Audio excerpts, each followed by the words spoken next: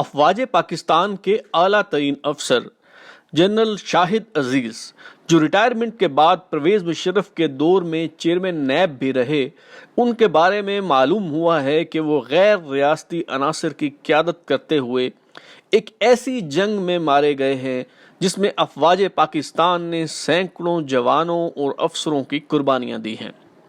Lieutenant general retired شاہد عزیز، جو افواج پاکستان کے کمانڈ اینڈ کنٹرول سسٹم کا حصہ رہے، ڈی جی ملٹری آپریشنز کی حیثیت سے کام کیا اور ان کا شمار پرویز مشرف کے قریبی ساتھیوں میں ہوتا تھا، مگر بعد ازاں جب اختلافات بڑھے تو وہ حکومت سے الگ ہو گئے اور پھر اپنی خود نوشت یہ خاموشی کہاں تک میں بہت لرزہ خیز انکشافات کیے۔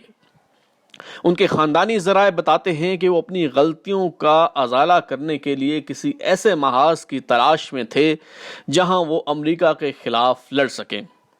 ان کے گھر کی سخت نگرانی کی جا رہی تھی، مگر ایک دن موقع پا کر وہ کوئٹہ کے راستے فرار ہونے میں کامیاب ہو گئے اور پھر 1 سال تک ان کی کوئی خبر نہ آئی کہ وہ کہاں ہیں۔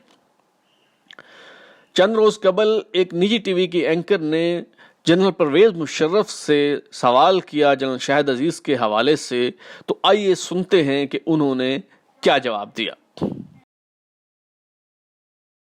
کی موجودگی کا فائدہ اٹھاتے ہوئے کارگل کے ایشو پہ کچھ 2-3 نکات ہیں آپ کے سامنے رکھنا چاہتی ہوں۔ ایک تو پہلی بات یہ کہ جنرل شاہد عزیز نے اپنی کتاب میں کہا کہ آغاز میں صرف 4 ہی لوگ تھے جن کو اس معاملے کا علم تھا، اس میں انہوں نے آپ کا نام لیا، اپنا نام لیا اور 2 حضرات کا اور نام لیا۔ اس بات پر، اس بیان پر اعتبار کر لیں، یہ صحیح بات ہے؟ 100% کریکٹ۔ دیکھو، اگر آپ نے کوئی آپریشن کرنا ہے کارگل جیسا، آپ نے ڈھنڈورا پیٹ کرنا ہے تاکہ وہ انڈیا آ جائے ادھر، وہ ہم کر ہی نہ سکیں۔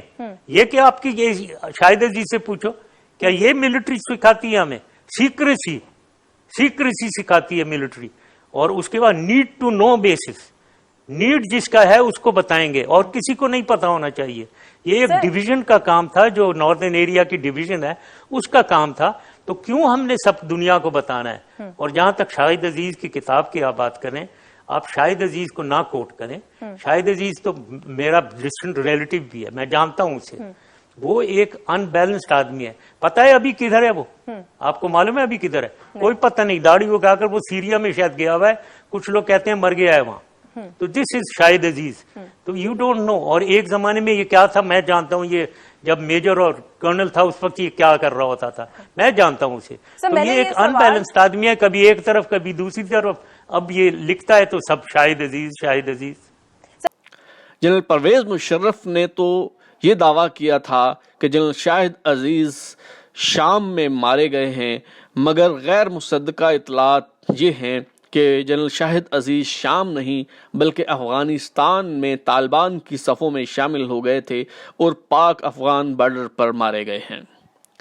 افواج پاکستان کے کسی 3 اسٹار جرنیل کا غیر ریاستی عناصر میں شامل ہونا اور اس کی قیادت کرتے ہوئے مارے جانا اپنی نوعیت کی ایک ایسی انوکھی مثال ہے جو ماضی میں نہیں ملتی۔ For more news and updates, keep on watching outline.com.pk.